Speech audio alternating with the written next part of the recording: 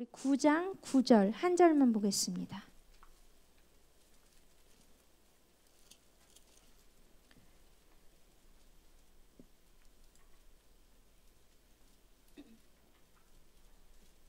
스가랴 9장 9절, 제가 가진 성경 1320페이지에 있습니다. 스가랴 9장 9절, 우리 한 절이니까 같이 읽겠습니다. 시작. 시온에 따라 크게 기뻐할지어다. 예루살렘에 따라 즐거이 부를지어다. 보라, 내 왕이 내게 임하시나니 그는 공의로우시며 구원을 베푸시며 겸손하여서 나귀를 타시나니 나귀의 작은 것 곧 나귀 새끼니라. 아멘.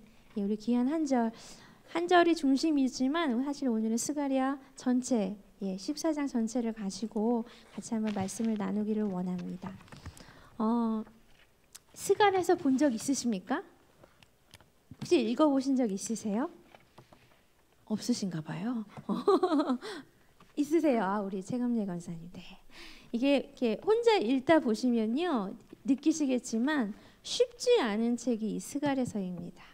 참 어려운 책이에요. 이게 도통 무슨 소리 하는지 잘 와닿지 않는 책이 이 스가랴서인데요. 왜냐하면 환상으로 되어져 있는 말씀이기 때문입니다. 그냥 하나님이 주시는 직설적으로 막 말씀하시는 그 말씀이 아니라 하나님이 환상을 가지고 하시는 말씀이기 때문에 우리가 이해하기가 참 어려운 책이 이 스가랴서입니다. 지난주에 우리 봤었던 학개, 그리고 오늘 보고 있는 이 스가랴, 다음 주에 마지막으로 볼 말라기, 이 세 가지 선지서는 제가 지난주에 말씀드렸지요. 포로 귀환 시대에 쓰여졌던 책이었다라고 말씀드렸어요. 바벨론에서 70년 동안 포로 생활을 한 백성들이 하나님의 은혜로 예루살렘으로 돌아왔을 때 그 백성들에게 주셨던 말씀이 학개, 스가랴, 말라기서다라고 지난주에 말씀을 드렸는데요. 특히 학개랑 오늘 보고 있는 이 스가랴 선지서, 이 스가랴는요 동시대 선지자입니다. 그래서 가만히 보면 메시지가 동일해요. 자, 지난주 기억을 다시 더듬어 보겠습니다. 말이 더듬어졌어요. 자, 학개에서는 하나님이 어떤 말씀을 선포하셨습니까? 기억나세요? 성전 건축이었잖아요. 야, 성전 건축해, 그렇죠? 그러면서 이렇게 말씀하셨어요. 이 성전이 황폐하였거늘 너희가 이때 판벽한 집에 거주하는 것이 옳으냐? 야, 너희만 집 짓고 사는 거 그거 옳으니? 성전 건축해라. 우선순위 정해야 돼. 영적으로 회복해야 한다. 우리 학개 선지자를 통해서 하나님이 이렇게 말씀을 선포해 주셨습니다. 오늘 스가랴 선지자도요 동일하게 외치고 있습니다. 성전 건축에 대한 말씀을 동일하게 하고 있는데요. 다른 점이 있어요. 학개 선지자는 굉장히 직설적으로 그 백성들에게 성전 건축해라 라고 말을 했어요. 직설적으로. 근데 이 스가랴 선지자는요 환상으로 직접적으로 말한 게 아니라 환상을 가지고 말을 하고 있고 플러스 뭐에 대한 말을 하고 있냐면 굉장히 오늘 중요한 말이에요. 기억하시면 좋겠는데요. 소망에 대한 말씀을 외치고 있습니다. 오늘 기억하셨으면 좋겠어요. 성전 건축에 대한 말씀을 동일한데 스가랴는 환상으로 또 소망적인 메시지를 백성들에게 해주고 있습니다. 여러분 상상해 보십시오. 이 70년 동안 바벨론 땅에서 포로 생활을 했어요. 근데 감사하게 다시 예루살렘으로 돌아오긴 했는데 이 땅이요 그동안 살았던 우리 집이 그대로 남아 있겠습니까? 없겠지요. 저는 전쟁을 경험해 보지 못했지만 텔레비전이나 뭐 이런 곳에 보면 우리나라 옛날에 그치요? 전쟁을 겪었던 그 모습이었을 것 같아요.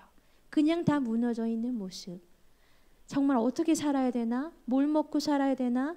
우리가 정말 잘 살아갈 수 있을까? 잘 일어설 수 있을까?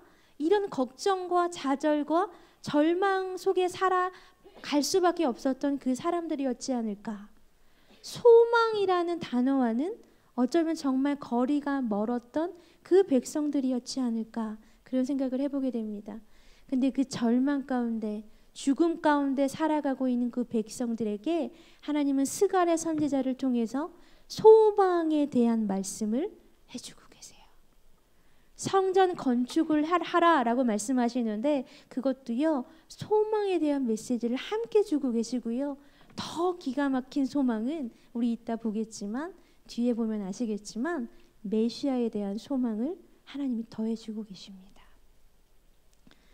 사실 제가 이 스가랴서를 준비하면서 진짜 막막했습니다. 제가 솔직하게 진짜 말씀드리는 거예요. 너무 막막했고 와, 이 방대한 분량 가운데 도대체 어떤 말씀을 어떻게 풀어내야 될까? 환상도 한 8가지가 되거든요. 이 환상들을 하나님 풀어내기를 원하시는 걸까? 하나님이 이 시간에 분명히 하나님이 외쳐주시고 하나님이 원하시는 말씀이 있을 텐데 그 말씀 뭘까? 어떤 말씀을 본문을 중심으로 내가 잡아야 될까? 진짜 제가 이 스가랴서를 붙잡고요. 정말 씨름을 했습니다. 근데 어느 날 꿈을 꿨는데요. 하나님이 한 장면을 저에게 보여주셨어요.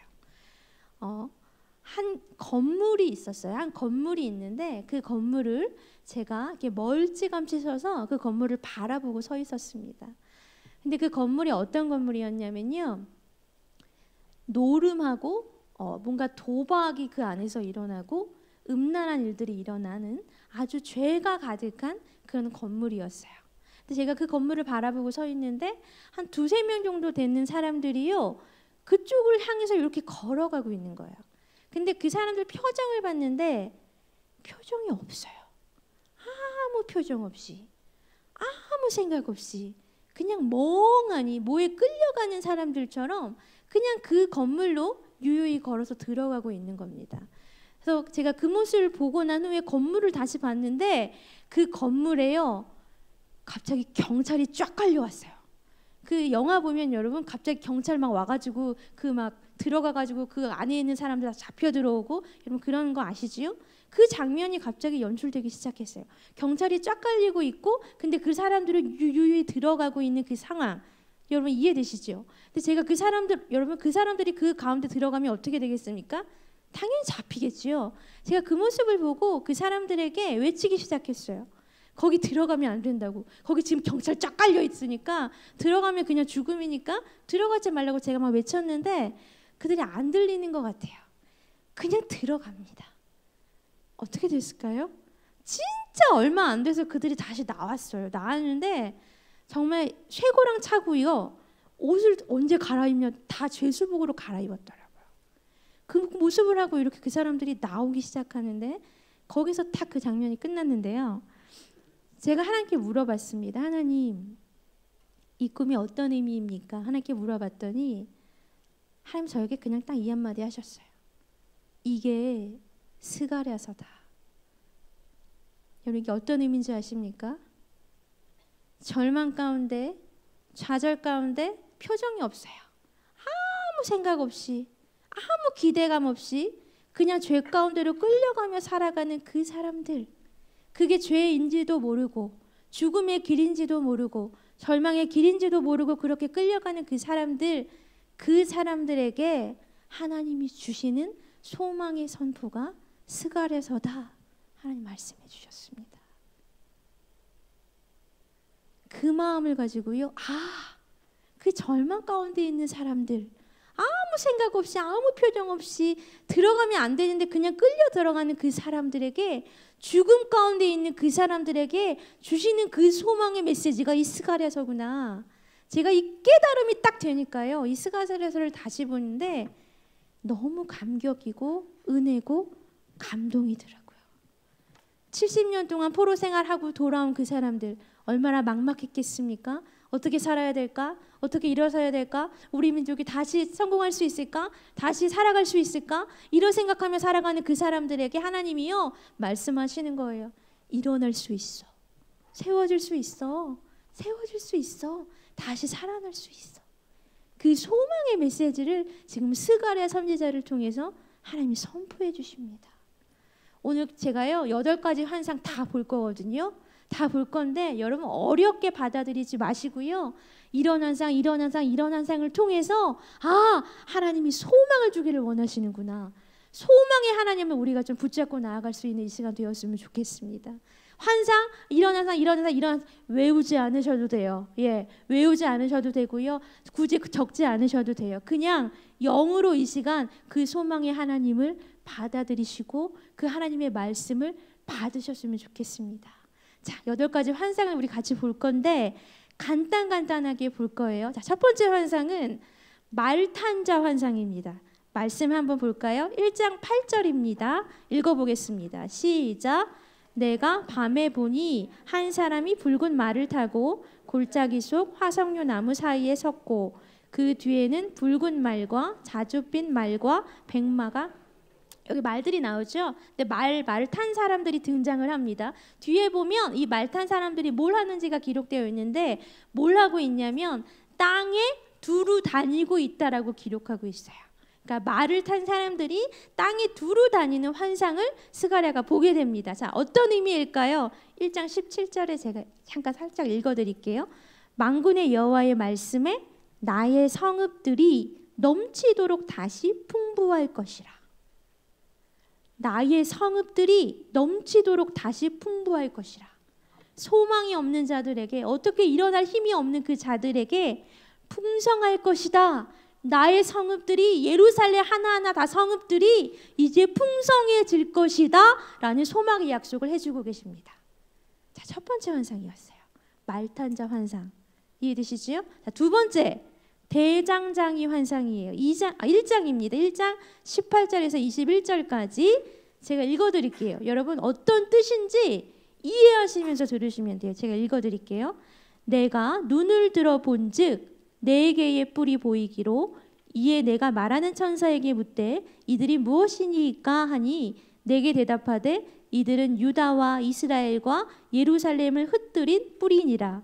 그때에 여호와께서 대장장이 4명을 내게 보이시기로 내가 말하되 그들이 무엇하러 왔나이까 하니 대답하여 이르시되 그 뿔들이 유다를 흩뜨려서 사람들이 능히 머리를 들지 못하게 하니 이 대장장들이 와서 그것들을 두렵게 하고 이전에 뿔들을 들어 유다 땅을 흩뜨린 여러 나라의 뿔들을 떨어뜨리려 하느니라. 이해되십니까? 예. 유다를 공격했던 4개의 뿔들이 있대요. 근데 그 뿔들을요, 뭐가 지금 두렵게 하냐면 대장장들이 와서 그 뿔들을 두렵게 한다라고 말씀하세요. 이건 어떤 의미일까요? 방해자들을 이기게 해주신다라는 의미입니다. 너희를 그동안 괴롭혔던 것들, 너희를 그동안 힘들게 했던 것들 내가 처리해 줄게. 내가 없애줄게. 내가 이기게 해줄 거야. 내가 도와줄 거야. 확 그 정말 놀라운 소망의 메시지, 약속을요, 하나님이 대장장이 환상을 통해서 보여주고 계십니다. 자, 첫 번째, 두 번째 환상 봤죠? 세 번째는 측량줄 환상이에요. 예, 같이 볼까요? 2장 1절 2절입니다. 같이 읽어보겠습니다. 시작. 내가 또 눈을 들어 본즉 한 사람이 측량줄을 그의 손에 잡았기로 내가 어디로 가느냐 물은즉 그가 내게 대답하되 예루살렘을 측량하여 그 너비와 길이를 보고자 하노라. 측량줄이 뭔지 아세요, 여러분? 줄자 같은 거예요, 줄자. 예, 그러니까 여기 보니까 예루살렘을 측량한대요. 너비와 길이를 잰대요. 이건 어떤 뜻이냐면 하나님이 약속해주고 계신데 어떤 약속이냐면 이 성전에, 이제 재건될 그 성전에 하나님의 영광이 가득할 거야. 하나님의 영광이, 다른 영광이 아니라 너희가 이제 세울 그 성전에 하나님의 영광이 가득할 거야. 약속해 주시는 환상입니다. 너무 소망적이지 않습니까? 예. 자, 네 번째 환상 볼까요? 네 번째는 좀 쉬워요. 이해하시기 좀 쉬우실 거예요. 여호수아의 옷 환상인데요. 3장 4절 5절 같이 읽어보겠습니다. 시작. 여호와께서 자기 앞에 선 자들에게 명령하사 그 더러운 옷을 벗기라 하시고 또 여호수아에게 이르시되 내가 내 죄악을 제거하여 버렸으니 내게 아름다운 옷을 입히리라 하시기로 내가 말하되 정결한 관을 그의 머리에 씌우소서 하매 곧 정결한 관을 그 머리에 씌우며 옷을 입히고 여호와의 천사는, 여러분 이건 좀 쉽지 않으세요? 네. 여호수아, 대제사장 여호수아가 이제 그 천사 앞에 쓴 거예요. 여 앞에 섰더니 어떻게 하시냐면 더러운 옷을 벗기신대요. 그리고 아름다운 옷을 입혀주신대요. 정결한 관을 씌워주신대요. 이게 어떤 의미일까요? 회복에 대한 약속입니다. 내가 너희 회복시켜 줄 거야. 그동안 입고 있는 그 모든 더러운 것들, 냄새나는 것들, 죄악 가득 묻어있는 것들 다 벗고 내가 다 벗어줄 거고 대신 아름다운 옷을 입혀줄 거야. 정결한 관 내가 씌워줄 거야. 회복에 대한 약속을, 그 소망의 메시지를 하나님이 허락해 주고 계십니다. 자, 여기까지 되셨지요? 다섯 번째 환상은 등잔대 환상이에요. 등잔대. 4장 2절 3절 같이 읽어보겠습니다. 시작. 그가 내게 묻되 내가 무엇을 보느냐? 내가 대답하되 내가 보니 숭금 등잔대가 있는데 그 위에는 기름 그릇이 있고 또 그 기름 그릇 위에 7 등잔이 있으며 그 기름 그릇 위에 있는 등잔을 위에서 7 관이 있고 그 등잔대 곁에 2 감람나무가 있는데 하나는 그 기름 그릇 오른쪽에 있고 하나는 그 왼쪽에. 상상이 되세요? 자, 여기 가운데 지금 등잔이 있어요. 등잔이 계속 타고 있어요. 자, 등잔이 타고 있는데 양쪽에 뭐가 있냐면 감람나무가 서 있는 거예요. 상상되시죠? 자, 근데 등잔이 타려면 기름이 필요하잖아요. 그 기름이 어디서 공급되는 걸까요? 양쪽에 서 있는 2 감람나무. 이게 어떤 의미냐면 등잔 혼자 탈 수 없잖아요. 성령이 해주실 거야. 약속의 의미예요. 너희가 혼자 할 수 없지? 알아. 성령이 할 거야. 성령이 이 성전 완성하게 해줄 거야. 4장 6절 스가랴서 굉장히 핵심적인 말씀인데요. 제가 읽어드릴게요. 그가 내게 대답하여 이르되 여호와께서 스룹바벨에게 하신 말씀이 이러하니라. 만군의 여호와께서 말씀하시되 이는 힘으로 되지 아니하며 능력으로 되지 아니하고 오직 나의 영으로 되느니라. 하나님의 영으로 된다. 너희 걱정하지 마. 너희 어떻게 해야 되는지 걱정하지 마. 내가 할 거야. 하나님이 할 거야. 성령의 힘으로 할 거야. 하나님이요 소망적으로 약속해 주고 계십니다. 너무 멋지지 않습니까? 기대되지 않습니까? 자, 6번째 환상 거의 다 왔어요. 이제 두루마리 환상입니다. 두루마리 환상 5장 1절 같이 읽어보겠습니다. 시작. 내가 다시 눈을 들어 본즉 날아가는 두루마리가 두루마리가 어떻게 됐대요? 날아가는 두루마리가 있대요. 이제 이 말씀은요 경고하시는 건데 어떤 경고냐면 말씀에 대한 불순종을 경고하시는 메시지입니다. 말씀을 어떻게 해야 된다라는 거예요? 붙잡아야 된다라는 거예요. 하나님의 말씀 붙잡고 그 말씀에 순종해야 된다. 하나님의 말씀을 붙잡고 순종하는 자, 그래야만 살아갈 수 있다라고 소망의 메시지를 지금 주고 계십니다. 이해되시지요? 하나님 말씀 붙잡는 자에게 소망이 있단다. 살아갈 수 있단다. 자, 7번째 환상. 이 환상은요 여인이 나오는데 그릇 속에 있어요. 여인이. 그릇 속에 있는 여인 환상인데요. 5장 7절 8절 읽어보겠습니다. 시작. 이 에바 가운데에는 한 여인이 앉았느니라 하니 그때에 둥근 납한 조각이 들리더라. 그가 이르되 이는 악이라 하고 그 여인을 에바 속으로 던져넣고 납 조각을 에바 아기 위에 던져. 이거 좀 느낌이 오세요, 여러분? 죄에 대해서 말씀하시는 거예요. 죄인데 죄를 이제 내가 없애줄 거야. 죄의 소멸을 약속해 주신다는 환상입니다. 기가 막히지요? 죄 가운데 살아가는 우리인데 죄 가운데 거할 수밖에 없는 연약한 자들이 우리인데 하나님이요 그 죄를 소멸해 주신대요. 그 죄를 없애 주신답니다. 소망적인 메시지를 하나님이 환상을 통해서 또 허락해 주세요. 자, 마지막 환상 8번째 환상입니다. 이 환상에는 네 병거가 등장을 해요. 볼까요? 6장 5절 읽어보겠습니다. 시작. 천사가 대답하여 이르되 이는 하늘의 네 바람인데 온 세상의 주 앞에 서 있다가 나가는 것이라. 하나님 앞에 서 있는 네 바람이요 온 세상의 주 앞에 서 있다가 나가는 환상이래요. 어떤 의미냐면 하나님의 통치입니다. 하나님의 통치를 약속해 주시는 환상입니다. 우리가 오늘 하나하나 보면 진짜 끝도 없이 우리가 막 이야기를 나눌 수 있는데 간략하게 봤어요. 그냥 이런 환상들이 있다, 이런 의미가 있다라 간략하게 정말 봤는데, 소망의 하나님이 보이십니까? 소망의 하나님 느껴지십니까? 그 70년 동안 포로 생활하고 돌아온 그 백성들에게 주저앉아 있고 어떻게 해야 될지 모르고 막막해하고 정말 힘들어하는 그 백성들에게요, 하나님이 스가랴 선지자를 통해서 지금 아니야, 할 수 있어, 아니야, 일어날 수 있어, 아니야, 너희엔 내가 있잖아. 여러분, 이렇게 말씀해 주시는 그 소망의 하나님이 느껴지십니까? 내가 예루살렘 성읍들을 풍성하게 해줄 거야. 너희들을 힘들게 했던 그 방해자들, 힘들게 했던 것들 내가 제거해 줄 거야. 너희가 이제 건축할, 재건할 그 성전에 나의 영광이, 하나님의 영광이 가득할 거야. 너희 지금 더러운 옷 입고 있지만 내가 갈아입혀 줄게. 너희가 할 수 있는 거 아니야.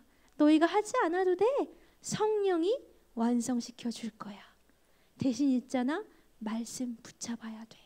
말씀을 순종해야 돼. 그럼 있잖아, 내가 그 너희 안에 있는 그 죄를 다 제거해 줄게. 나의 통치, 하나님의 통치가 이곳에 가득할 거란다. 여러분, 이 소망의 하나님. 근데요, 여기가 끝이 아니에요. 진짜 소망을 뒤에 이어서 말씀하십니다. 진짜 소망. 여러분, 제가 어디에 강조를 했습니까? 진짜에 강조했어요. 예. 소망은 앞에서도 되게 많이 말씀해 주셨거든요. 근데 또 하나 말씀해 주시는데, 진짜 소망을요, 하나님 말씀해 주세요. 하나님이요, 너희들 멋지게 하나님의 영광으로 가득 찬 이 성전 재건했지? 그 재건한 후에 내가 진짜 소망을 줄 건데, 그 소망은 있잖아, 메시아야. 그 소망은 예수님이야. 예수님에 대한 말씀을 하나님이 하고 계십니다. 9장 9절, 오늘 우리가 읽었던 본문이지요. 같이 한번 읽어보겠습니다. 시작. 시온에 따라 크게 기뻐할지어다. 예루살렘에 따라 즐거이 부를지어다. 보라, 내 왕이 내게 임하시나니 그는 공의로우시며 구원을 베푸시며 겸손하여서 나귀를 타시나니 나귀의 작은 것 곧 나귀 새끼니라. 여러분이 말씀 어디서 많이 들어보지 않으셨습니까? 스가랴 선지자가 선포한 말씀인데, 예수님의 오심을 예언한 말씀인데, 마태가 가지고 가서요, 마태복음 나중에 찾아보시면 21장 5절에 보시면 그대로 나와 있어요. 왕으로 오시는 예수님, 공의로우시고 구원을 베푸시는 예수님, 근데 참 겸손하셔서 나귀를 타시는데요, 그 중에서도 아주 작은 어린 나귀를 타신다고 말씀하십니다. 그렇게 오신대요. 우리 아까 기도할 때 제가 잠깐 선포했던 그 말씀처럼 정말 낮고 낮게, 정말 낮고 낮게, 그냥 다 아픔 느끼시면서 말 충분히 하실 수 있으실 텐데 아무 말씀 없이 그냥 그렇게 겸손하게 걸으시기 위해서 이 땅에 오시는 그 예수님, 그 예수님에 대해서 스가랴가 지금 예언하고 있습니다. 13장 1절에요, 이렇게 선포합니다. 제가 읽어드릴게요. 그날에 죄와 더러움을 씻는 셈이 다윗의 족속과 예루살렘 주민을 위하여 열리리라. 죄와 더러움을 씻는 셈, 모든 더러운 것들을, 우리의 죄를 씻어주시는 그 예수님, 우리의 절망과 좌절을 소망으로 바꿔주시는 그 예수님, 아까 환상에서 보셨지만 대제사장 여호수아의 더러운 옷을 깨끗하고 아름다운 옷으로 갈아입혀 주시는 그 예수님, 그 예수님에 대해서 말씀하고 있어요. 한 부분 더 볼까요? 14장 9절 같이 한번 읽어보겠습니다. 시작. 여호와께서 천하의 왕이 되시리니 그날에는 여호와께서 홀로 한 분이실 것이요 그의 이름이 홀로 하나이실 것이라. 오직 홀로 영광 받으시는 그 예수님, 왕 중의 왕 되시는 그 예수님, 그 예수님이 진짜 소망이시다 라고 스가랴 선지자가 지금 외치고 있습니다. 진짜 소망은 예수 그리스도입니다. 진짜 소망은 여러분 예수 그리스도입니다. 절망을 끊는 그 소망은요, 오직 예수 그리스도 안에서 밖에 생겨날 수 없습니다. 절망, 소망, 이 두 단어, 여러분 정말 반대되는 단어인데요. 절망을 소망으로 바꾸기 위한 방법은 오직 한 가지, 우리 예수 그리스도밖에 없습니다. 제가 엊그젠가요? 이 찬양을 잠깐 들었던 적이 있는데, 그 어린 주 예수 누울 자리 없어. 거기서 제가 진짜 거기서 제가 이 가슴이 먹먹해져서, 그 어린 주 예수가 오시는데, 이 땅에 오시는데 왕 중의 왕이시잖아요. 천하의 왕으로 오시는데, 소망으로 오시는데, 그 왕이 이 땅에 오시는데요, 누울 자리가 없으시대요. 너무 죄송했습니다. 이야, 우리는 악착같이 그 자리 싸움하면서 살아가는데, 우리는 악착같이 내가 어떤 자리에 앉아야 되는지, 그 자리, 조금 더 좋은 자리, 조금 더 편안한 자리, 조금 더 안락한 자리, 조금 더 성공하는 자리에 내가 앉고자 그렇게 노력하며 살아가는데, 그렇게 애쓰며 살아가는데, 그 왕 중의 왕 되신 우리 소망 되어 주시는 그 예수님이 이 땅에 오시는데요, 누울 자리가 없으시대요.